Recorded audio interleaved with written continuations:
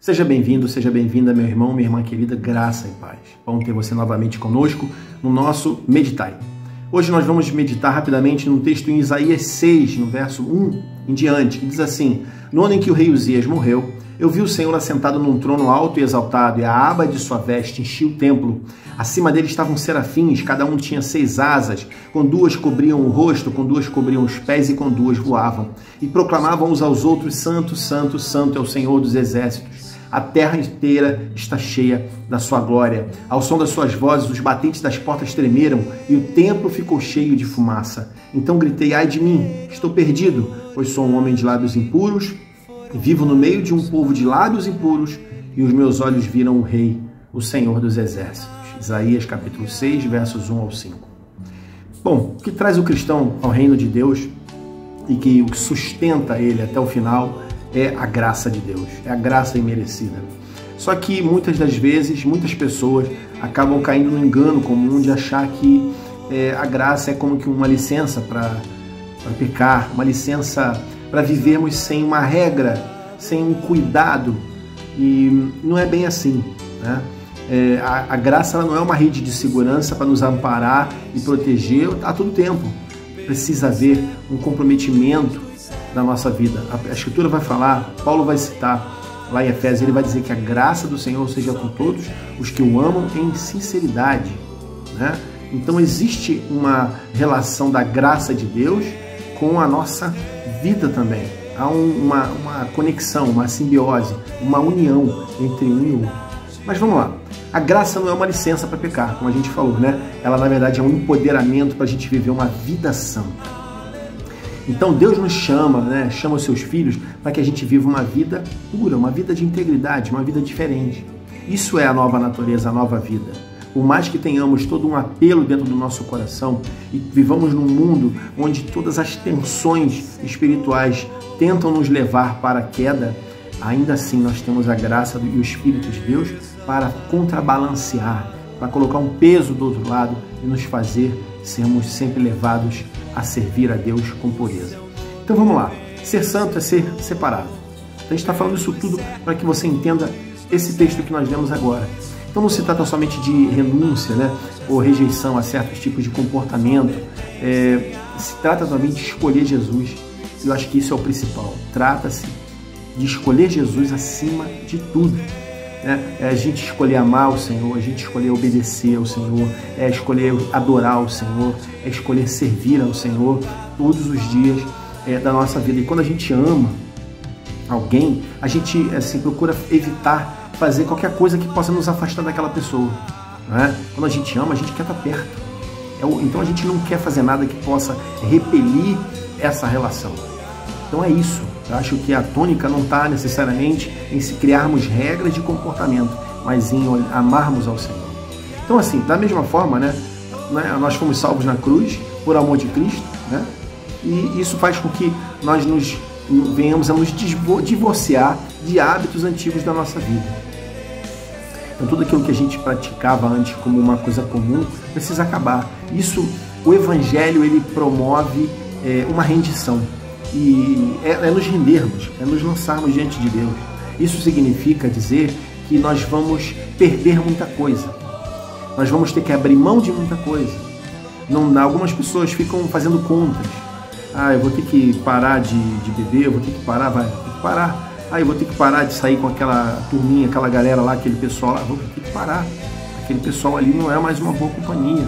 Mas eu vou ter que parar do meu pagodinho, de escutar uma música assim, olha, provavelmente talvez você tenha que parar com muitas dessas coisas, porque você é chamado para uma vida santa, uma vida de integridade, uma vida onde agora Deus está presente, atuante. Então há muitas coisas do nosso comportamento antigo que mesmo que pareçam simples, mas elas de alguma forma podem comprometer a nossa comunhão. Então há muitas pessoas que fazem contas e postergam a relação com Deus porque não querem pagar esse preço antecipado. Isso é uma coisa perigosa, né? Então, assim, aquilo que nós éramos não pode coabitar com o Espírito Santo que habita em nós. Basicamente isso, né? Então vamos voltando para a visão de Isaías. Quando Isaías ele tem aquela visão, ele vê o Senhor assentado no seu trono, né? E ele olha lá e fala assim, e vê os serafins clamando, santo, santo, santo é o Senhor.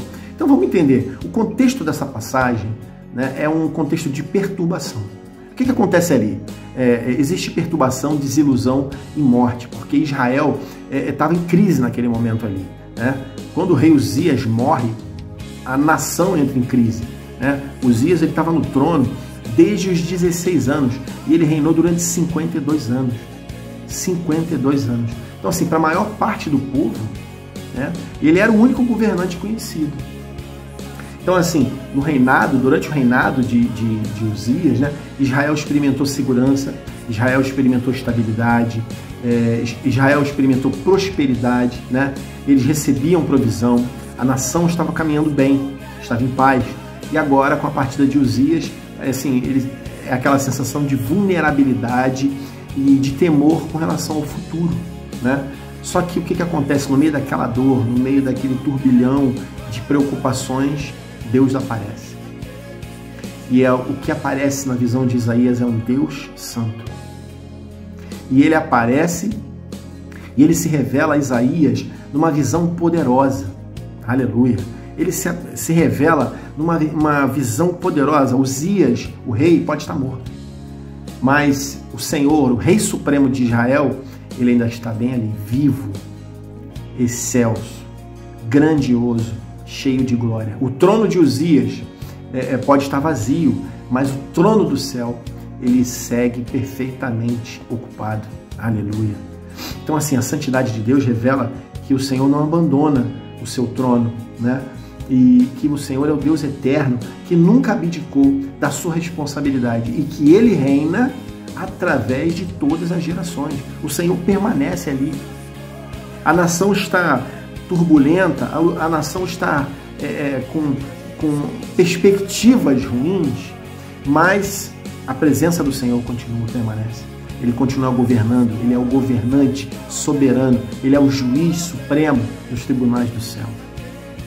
Então, assim, que fique para a gente meditar que hoje, talvez, não sei que situação você esteja vivendo, talvez esteja vivendo uma situação de turbulência, mas que hoje você possa ter essa plena confiança de que Deus, o Deus Santo, é o Deus que está sentado no trono governando, aleluia, com poder e com autoridade. E Ele governa a nossa vida. Ele governa a tua vida, Ele governa a minha vida. E se Ele governa de verdade nossos planos, nossos anseios, mesmo quando aquilo que assim, aparentemente nos traz segurança falha, vão dar certo, porque estão na mão do melhor administrador de todos, o nosso Deus. Então, assim, o Senhor é aquele que não falha. Ele não falhou e Ele nunca vai falhar. Aquilo que te trazia segurança talvez tenha falhado, como era no caso da nação de Israel, Uzias.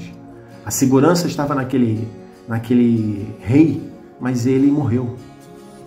Falhou, ele acabou, a sua vida se foi. E agora há aquela sensação de medo e de perigo, mas o Senhor aparece para dizer, eu continuo no trono.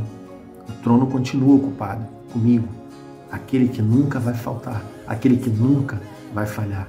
Então, assim, ainda que as coisas estejam difíceis, o Senhor continuará em pleno poder e autoridade, perfeito, soberano na condução da existência da nossa vida e de todas as circunstâncias que a envolvem. Então, assim, que a revelação da santidade e do governo de Deus crie uma revolução na sua vida, na minha vida, e que nos conduza a caminhos diários de mais santidade e de perseguição à pureza e à sua justiça. Deus te abençoe.